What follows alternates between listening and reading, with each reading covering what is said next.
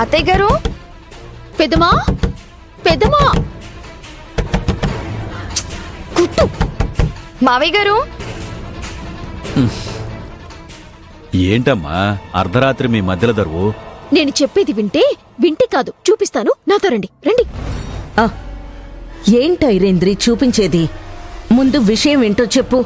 సందులేని సొరకాయ విందు భోజనంలో దూరింది అన్నట్టు మీ ముద్దుల కొడుకు రాహుల్ అర్ధరాత్రి ఆ గుడిసెలోకి దూరాడు. అక్కడ ఏం రాజకార్యాలు వెలగబెట్టడానికి ఈ టైంలో వెళ్ళాడో మీరే తెలుసుకోవాలి. ఏం మాట్లాడుతున్నావు లలిత? అందుకే చెప్పాను పెద్దమ్మా, చెప్తే మీరు నమ్మరు. పదండి చూపిస్తాను. రండి, పదండి మావయ్య గారు, రండి రండి చూడండి.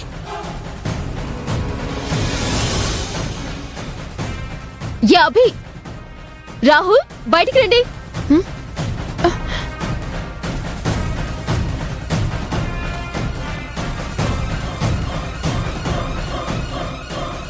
ఏమైంది? ఎందుకలా అరుస్తున్నారు? నువ్వు చేసే తుంటరి పనులకి ఇంకేం చేయాలి అరవకుండా? నేనేం చేశాను? ఉదయం నుంచి నువ్వు చేసినవి సరిపోలేదా? అర్ధరాత్రి ఇలా అందరినీ ఇబ్బంది పెడుతున్నావు. చేసేవన్నీ నువ్వు చేసి ఎదురు తిరుగుతున్నావా? ఒక్కదానివే వచ్చేవేంటి? రాహుల్ని కూడా పిలువు. రాహుల్ బాబు ఇక్కడెందుకుంటారు? అదిగో అటు చూడు, వస్తున్నారు.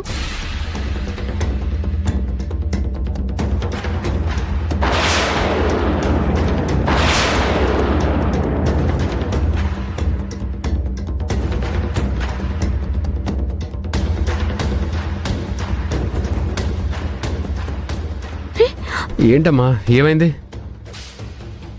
ఇంత రాత్రి వేళ అందరూ ఇక్కడ చేరారు. దొంగలేమైనా పడ్డారా ఏంటి? రేయ్, దొంగలేం పడలేదు గాని బుద్ధి మందగించిన వాళ్ళు చేసే పనులు ఇవి. వీళ్ళకి ఏ పని లేక అందర్నీ ఇబ్బంది పెట్టడం పనిగా పెట్టుకున్నారు. ఈ మధ్య చస్తున్నాం వీళ్లతో.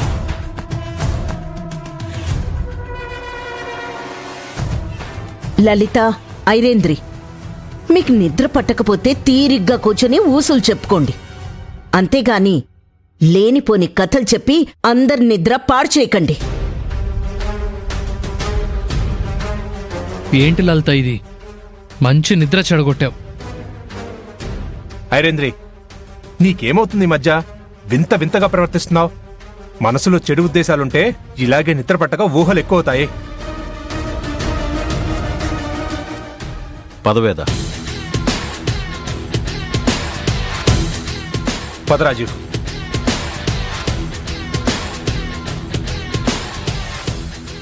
ఏమైంది అభి? నాకేం అర్థం కాలేదు. ఏమవుతుంది? ఇక్కడ కొందరు చాలా కష్టపడి ఏదో చేయాలి అనుకున్నట్టున్నారు. అనుకున్నది జరక్క వాళ్లే బోల్తా పడ్డారు. మీరెళ్ళి పడుకోండి రాహుల్ బాబు. ఏంటో అభి, ఇక్కడేం జరుగుతుందో, ఎందుకు వీళ్ళు ఇలా ప్రవర్తిస్తున్నారో నాకు ఏమీ అర్థం కావట్లేదు. సర్లే, గుడ్ నైట్.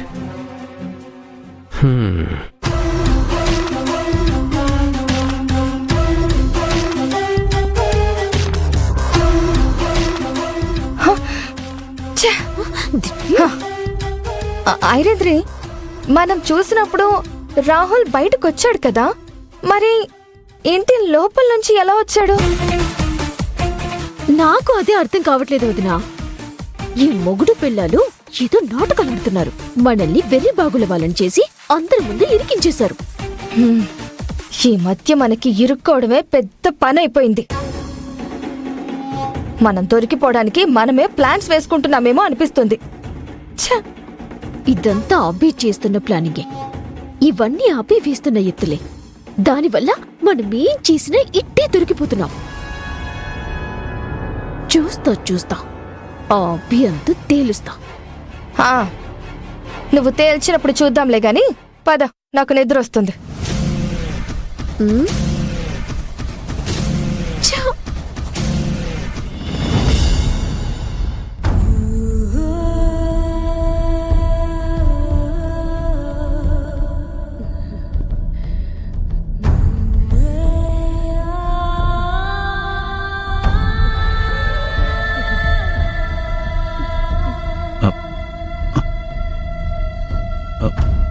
వేదా ఏమైంది?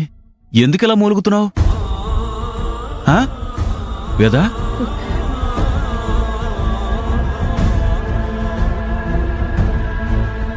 వేదా ఒళ్ళెలా కాలిపోతుందేంటి వేదా? ఇంత జ్వరం ఉంటే నాకొక మాట కూడా చెప్పలేదెందుకు? నాకు కూడా తెలీదండి. ఇందాక వరకు బాగానే ఉంది. హఠాత్తుగా ఏదో దయ్యం పట్టినట్టు ఒళ్ళంతా కాలిపోవడం మొదలైంది. కదలడానికి కూడా ఓపిక రావడం లేదండి. వేదా నువ్వేం కంగారు పడు, నేనిప్పుడే వెళ్ళి డాక్టర్ని తీసుకొస్తాను. వద్దండి, ఇంత అర్ధరాత్రి వేళలో ఎవరుంటారు, ఎవరొస్తారు? మీరు కష్టపడకండి. అందుకని నువ్విలా బాధపడుతూ ఉంటే నేను నిన్నిలా చూస్తూ కూర్చోమంటావా? ఏం అవసరం లేదండి. ఏదైనా ఉదయం చూసుకుందాం. ఇప్పుడు మీరెక్కడికి వెళ్ళొద్దు.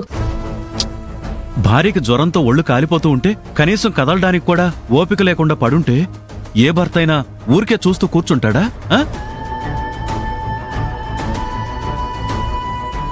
బాగా రాత్రయింది. ఇప్పుడు డాక్టర్ కోసం ఎక్కడికని వెళ్ళి వెతుకుతాను? అలాగని చేతులు ముడుచుకుని కూర్చోలేను. ఇప్పుడేం చెయ్యాలి?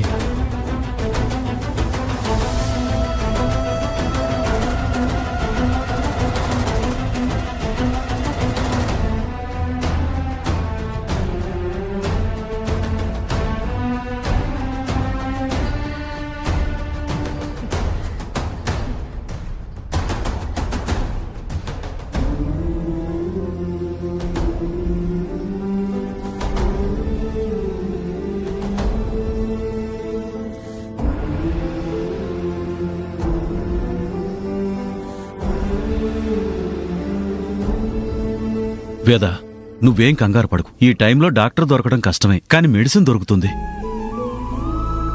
వెళ్ళి నీకు టాబ్లెట్స్ తీసుకొస్తాను. అప్పటిదాకా ఓపిక పట్టు. మీరు చెప్తే వినరేంటండి? ఇప్పుడంత కష్టపడాల్సిన అవసరం లేదంటున్నానుగా. నా మాట వినండి. చూడు, నువ్విలా బాధపడుతూ ఉంటే నేను చూడలేను వేదా. ఏదో ఒకటి చెయ్యందే నేను మనశ్శాంతిగా ఉండలేను. ప్లీజ్ నువ్వుండు, నేను వెళ్ళొస్తాను. ఉండు ఏమండి, ఉండు ఉండు ఆగండి. మావయ్య ఆ,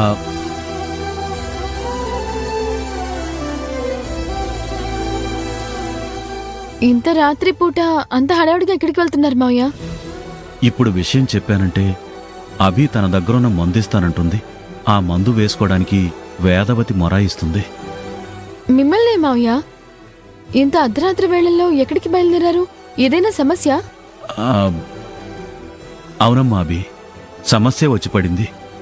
ఏమైంది మావయ్య? ఏంటా సమస్య? మీ అత్తయ్యకు ఒంట్లో బాలేదు. జ్వరంతో ఒళ్ళు కాలిపోతుంది. కనీసం కదిలే ఓపిక కూడా లేకుండా పోయింది.